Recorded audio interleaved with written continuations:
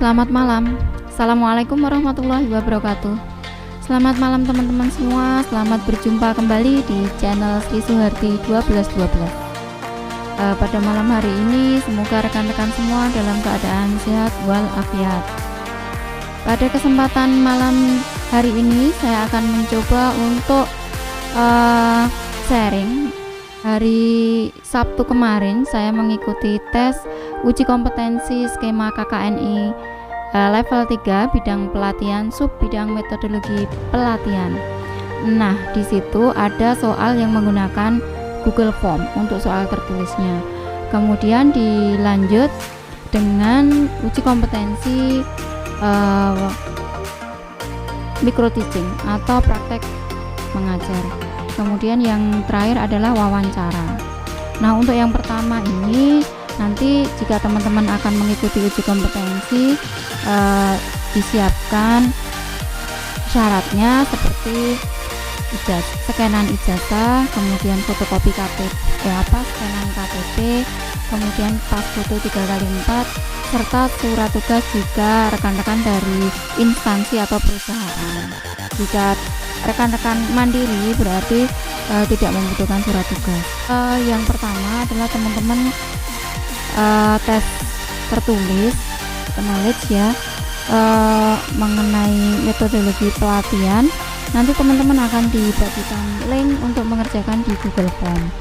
Nah, kebetulan hasil dari Google Form itu saya simpan sehingga kita bisa mencoba untuk membahas mana yang benar. Nah, yang terakhir adalah wawancara. Wawancara dikaitkan dengan kualifikasi pendidikan kita dan bidang kerja kita yang kita jalan saat ini ya maksudnya. Langsung saja kita ke pembahasan soal. Oh ya, kemarin trainingnya itu yang mengadakan adalah Dinas Pendidikan Pemuda dan Olahraga Provinsi Daerah Istimewa Yogyakarta yang bekerja sama dengan Kadin DIY atau Kamar Dagang dan Industri Daerah Istimewa Yogyakarta. Hal ini training of trainer skema KKNI level 3 bidang pelatihan sub bidang metodologi pelatihan, yang master trainernya adalah Bapak Haswan Iskandar Jaya, master trainer in company ASEAN. Nah, ini adalah beliaunya ya. Beliau adalah asesor BNSP, master trainer dari Standard of in company trainer in ASEAN countries. Kemudian konsultan bimbingan konsultasi peningkatan produktivitas BNSP, komite tetap bersertifikasi kompetensi Kadin DIY. Langsung saja kita ke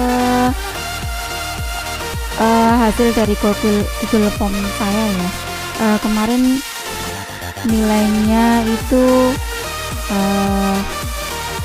sedikit ya, hanya 71 dari 100. Ini yang perlu disiapkan adalah nomor KTP, nomor HP, nama lengkap, tempat tinggal, kota tempat lahir, tanggal lahir, jenis kelamin, pendidikan terakhir, kemudian alamat email. Mari kita coba satu persatu untuk membahas soal kemarin. Menerapkan prinsip K3 untuk mengendalikan resiko K3. Dokter perusahaan bekerja sendiri dalam melayani kesehatan seluruh pegawai di perusahaan. Semua staf kesehatan kerja wajib melayani kepentingan semua di tempat kerja. Yang tidak termasuk pelayanan kerja dalam perusahaan sesuai dengan peraturan adalah bidan. Berikut yang tidak termasuk bagian personil termasuk para profesional kesehatan melaksanakan promosi memberikan pelatihan kesehatan adalah petugas keamanan di tempat kerja. Berikut ini yang tidak termasuk penyebab bahaya ekonomi adalah mendengar musik instrumentalia. Di antara potensi bahaya berikut, manakah yang bukan potensi bahaya di tempat kerja? Bahaya kriminal. Penyelenggaraan pelayanan kesehatan kerja yang sesuai dengan Permenaker 03 tahun 1982 adalah dalam perusahaan. Urutan hierarki pengendalian yang benar adalah eliminasi substitusi rekayasa teknis rekayasa administrasi dan APC. Berikut ini faktor-faktor yang tidak mempengaruhi produktivitas kerja adalah waktu kerja selama 8 jam. Menurut Kemenaker nomor 51 tahun 1999, nilai ambang batas kedisiplinan adalah 85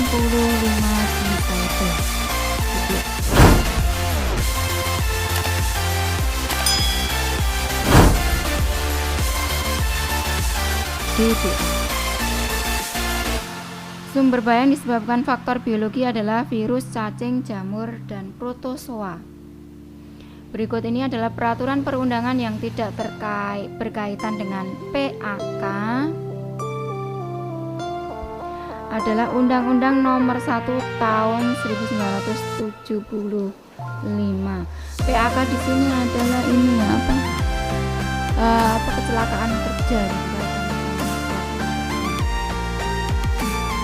Intensitas penerangan dapat diukur dengan menggunakan lux meter. Berikut yang tidak mendukung sumber informasi pengenalan bahaya potensi di tempat kerja adalah jurnal prestasi perusahaan. Tempat kerja adalah tiap ruangan atau lapangan tertutup dan terbuka, bergerak dan tetap di mana tenaga kerja bekerja atau yang sering dimasuki tenaga kerja untuk keperluan usaha di mana terdapat sumber bahaya.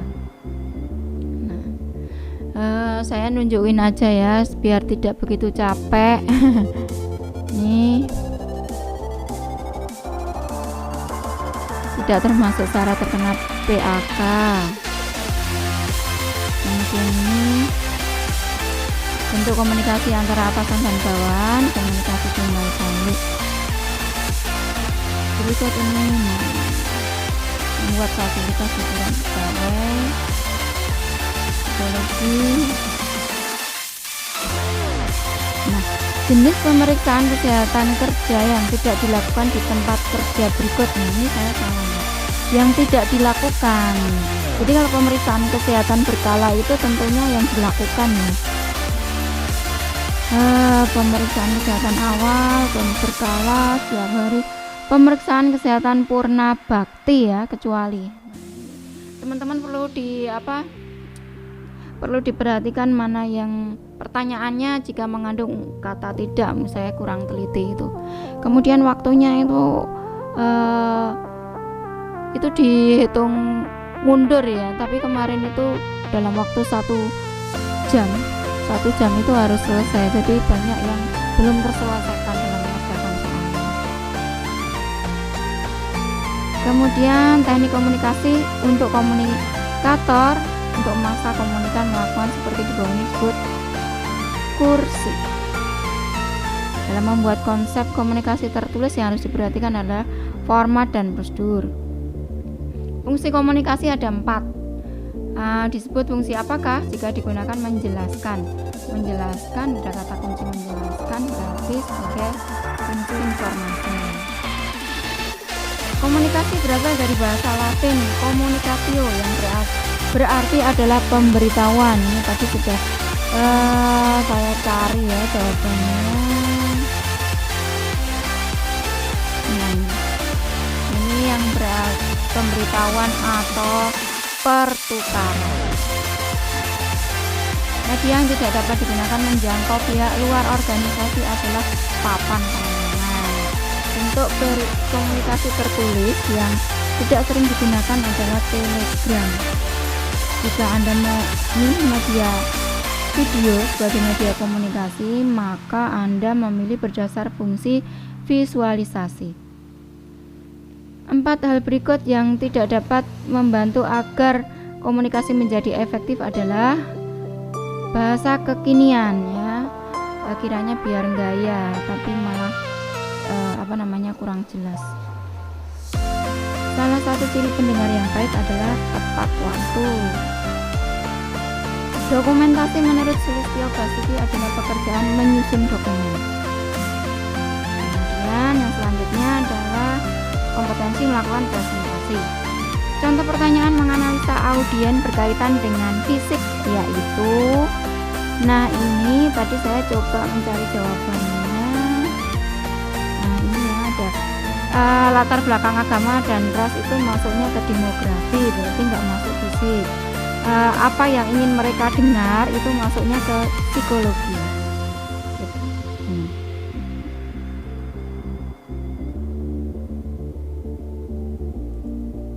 Ya, ini berarti ini adalah sebetulnya ini ya, karena ini demografi, ini juga demografi, ini psikologi, ini psikologi. Ini kalau menurut saya ya ini sih, karena ini tadi sudah kita coba cari jawaban yang benar, ini masuknya ke psikologi dan ini masuknya ke demografi. Beberapa hal yang sebaiknya diperhatikan dan dapat digunakan untuk mengatur estimasi penyampaian waktu saat presentasi adalah, nah yang benar ini ya, fitur menu PowerPoint, kemudian tujuan presentasi serta latihan yang berulang sehingga efektif waktu presentasi kita. Jadi kalau kita mau presentasi ya memang kita harus latihan dulu ya. Hal-hal yang harus dihindari dalam sebuah slide presentasi adalah menggunakan warna-warni pelangi. Program aplikasi yang sering digunakan membantu presentasi agar lebih menarik dalam menyampaikan presentasinya adalah Microsoft PowerPoint. Untuk menampilkan kotak pilihan pengatur layar pada gambar berikut adalah komputer only atau menggunakan logo Windows plus P.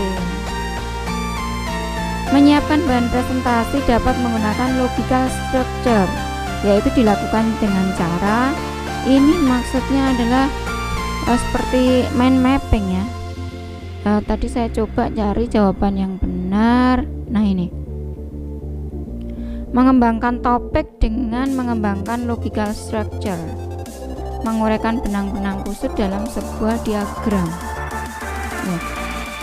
Kalau kemarin kalau saya jawabin salah mungkin ini ya, memetakan secara kreatif, efektif, serta memetakan pikiran secara harfiah.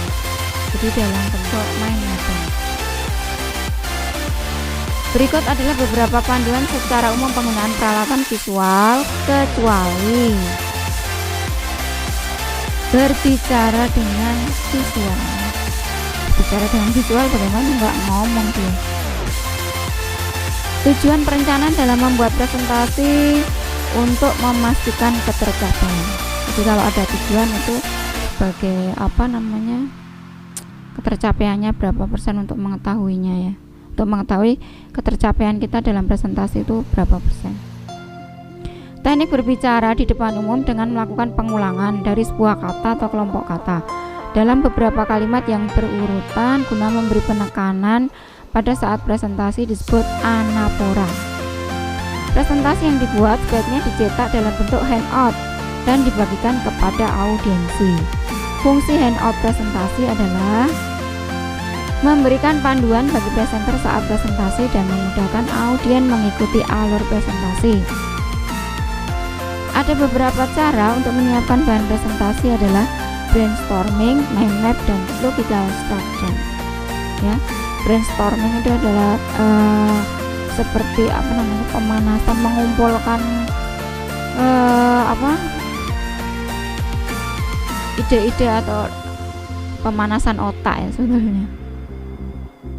Pada saat ada pertanyaan dari halayak, pembuatan catatan secara khusus hanya dapat dilihat oleh presenter, yaitu dengan memilih tampilan komputer only ya, hanya presenter saja.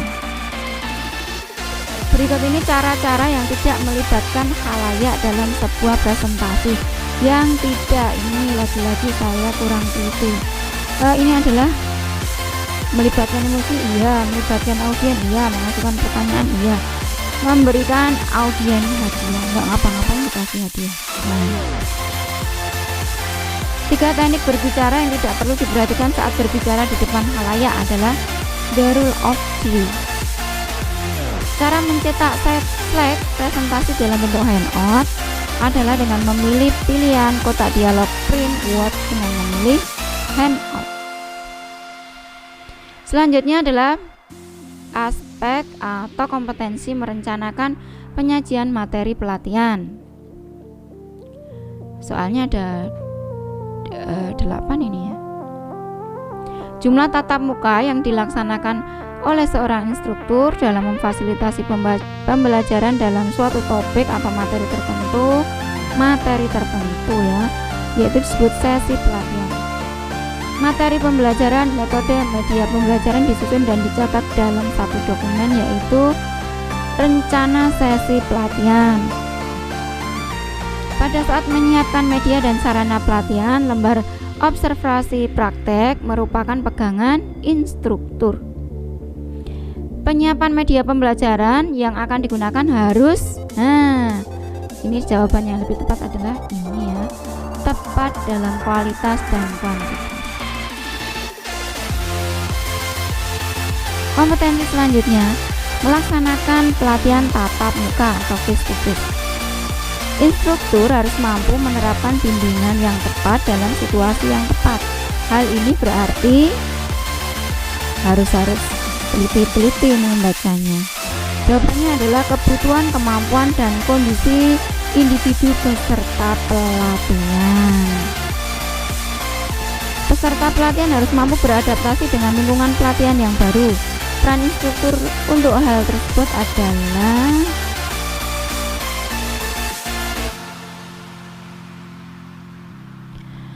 menyampaikan tata tertib dan pengenalan lingkungan pelatihan.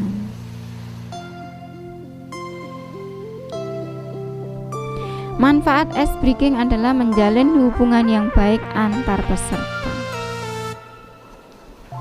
Memahami peran masing-masing harus dibangun antar peserta.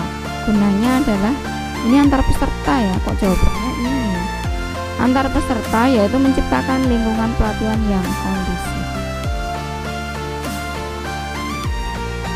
Format laporan harus dibuat standar atau baku. Tujuannya adalah cepat diinterpretasikan poin-poin penting. Untuk memperkenalkan diri, instruktur di mana peserta pelatihan cukup banyak, di atas 25 orang, maka teknik perkenalan yang efisien adalah dipaparkan dalam slide, diberikan penjelasan secukupnya. Hasil monitoring proses pembelajaran harus dijadikan bahan untuk penyesuaian dan perbaikan. Cara untuk menangani peserta pelatihan yang memiliki karakteristik cepat belajar adalah mendorong peserta tersebut membantu peserta lain yang memiliki kecepatan belajar lebih rendah. Peserta pelatihan perlu dimonitor. Langkah awal sebelum melakukan monitor adalah memonitor ini ya, menyandingkan antara program pelatihan dan kemajuan pelatihan.